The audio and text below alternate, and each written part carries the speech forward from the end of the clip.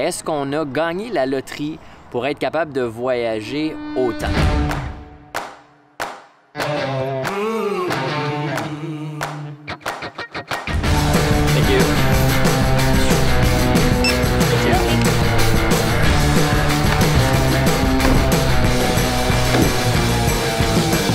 And we're back in Dublin, Ireland. Puis étrangement, il fait plus beau ici qu'à Paris aujourd'hui. Ouais, quand on est parti de Paris, il faisait pas beau. Puis là, j'étais là, tu sais, le mauvais temps est revenu, ça nous met un peu dedans pour l'Irlande. Parce qu'il y avait une petite mouillasse, puis c'était gris. Mais là, non, c'est correct. C'est correct, ça se prend bien. Ça se prend bien. Hey, hello people! Fait que c'est ça, on est revenu en Irlande pour comme une journée et demie, là, 2 jours, là, à peu près 2 jours. On est revenu chercher nos bagages, finalement. C'est ça, on s'en va chez Hugo tantôt chercher nos trucs.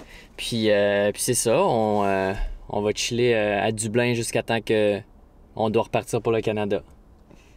C'est ça? Oui, ça sonne comme... Oui, c'est ça. Quoi? Rien.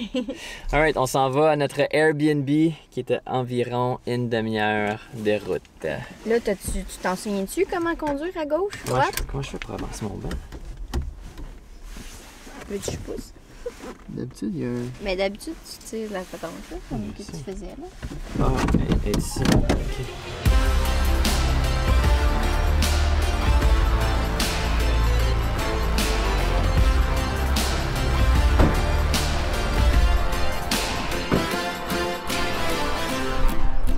C'est le même plan, MJ? Un petit peu.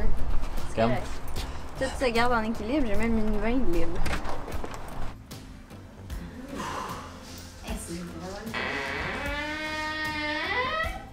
On va pas se le cacher, c'était un gros matin. On est parti à 6h AM de notre Airbnb à Paris.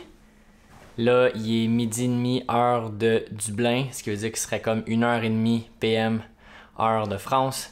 Bref, ça a été un 7 heures de déplacement. Mais on est arrivé.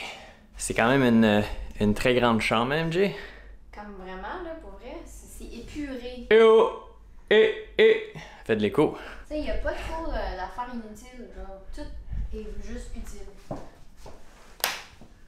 Petite chambre de bain.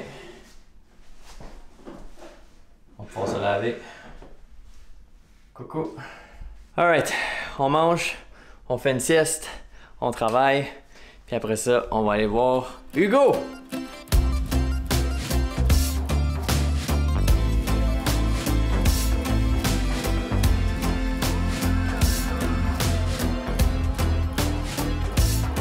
Fait que changement de plan, on s'est mis à travailler. Ensuite, on a décidé de s'allonger puis reposer nos yeux quelques minutes. Finalement, quelques minutes est devenu 2 heures. Ouais. Fait que pas de Hugo ce soir, pas de sac ce soir, mais c'est correct, on va se reprendre demain. Puis bien, c'est correct parce que ça nous permet de s'asseoir avec vous puis de parler d'un sujet qui revient quand même souvent dans les commentaires sous nos publications Facebook, YouTube, Instagram. Et c'est le fameux sujet de l'argent. Est-ce qu'on a gagné la loterie pour être capable de voyager autant? Fait que là, spoiler alert, la réponse c'est non. On n'a pas gagné la loterie. On n'est pas plus riche qu'un autre. On gagne notre vie modestement, bien normalement.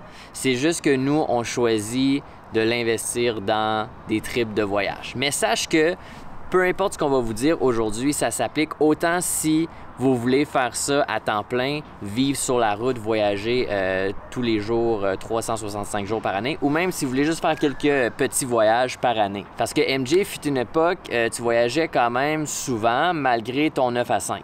Oui, j'avais une job régulière, 9 à 5, mais ce que je faisais, c'est que je faisais souvent du temps supplémentaire et au lieu de me faire payer en argent, moi, je le prenais en temps. Fait que ça me permettait d'allonger mes vacances. Mais là, comment je faisais d'abord pour payer mes vacances si je le prenais pas en argent?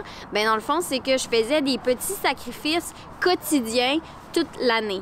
Alors, c'est juste que moi, j'étais focusée voyage, alors je savais que toutes les économies que je pouvais mettre pour le voyage, je les mettais là. Donc, ça peut être des petits gestes aussi simples que, ben, je prenais pas une carte de métro, moi, je prenais mon vélo à l'année longue. Donc, oui, je m'habillais l'hiver parce qu'il faisait froid en vélo, mais je le faisais pareil.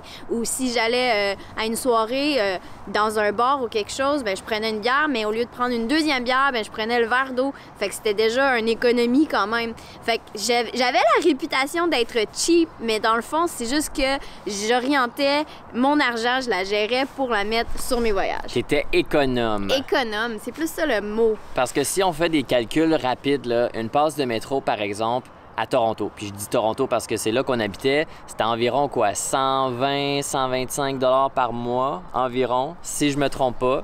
Disons 100 $ pour arrondir. Arrondir, c'est ça. Ça fait quand même 1000 $, 1200 $ par année que tu économises. Puis ces petits montants-là, ben, quand on les accumule, ça peut facilement et rapidement te payer non seulement un billet d'avion, mais aussi un voyage complet. Puis ça, c'est des petites choses qu'on peut facilement modifier dans notre quotidien pour justement être capable d'avoir un peu plus d'argent de poche pour être capable de voyager. Exactement. Puis aujourd'hui, comment on fait pour être toujours sur la route? Bien, c'est vraiment simple. Dans le fond, ça nous coûte pas plus cher d'être sur la route que si on était fixe, qu'on avait un appart dans un centre-ville à Montréal, à Toronto ou autre, et qu'on avait une vie, disons, plus normale. Ça nous coûte sensiblement la même chose. Même des fois, il y a certains mois que je dirais que ça nous coûte moins cher être sur la route plutôt que d'être à la maison. Mais encore là, tu sais, comme on est sur la route, ben il y a plein de façons que c'est plus facile d'être économe. Juste dans le niveau, on est très minimaliste. Fait qu'on achète rarement, ben tu sais, on n'a pas à acheter des meubles, ça c'est certain. On n'a pas à acheter plein de nouveaux vêtements, on a tout le temps les mêmes. On a tout ça paraît aussi des fois. Parce que ça reste dans une petite valise. Fait que ça nous permet d'être... En étant minimaliste, ça nous permet d'être aussi économe pour ça. C'est certain que nous, on a fait des gros choix. On a décidé de tout quitter pour voyager. On a décidé de se débarrasser de nos apparts. On a un condo, pour ceux et celles qui ne savent peut-être pas, à Montréal. En fait, c'est un investissement qu'on a fait. On a des locataires dans ce condo-là. Fait que pendant que, oui, on est sur la route à payer des Airbnb tous les soirs, bien, on a quand même des gens à la maison qui payent notre hypothèque. Fait que pour nous, c'est une façon d'économiser aussi des sous à long terme. Fait que dans le futur, bien, on ne sera pas pris les bras menottés. On va toujours avoir cet investissement-là sur lequel on peut compter. Puis sinon, évidemment, aussi, le choix de destination en joue pour beaucoup. Il y a des destinations qui coûtent beaucoup plus cher. Ici, en Europe, évidemment, c'est l'euro.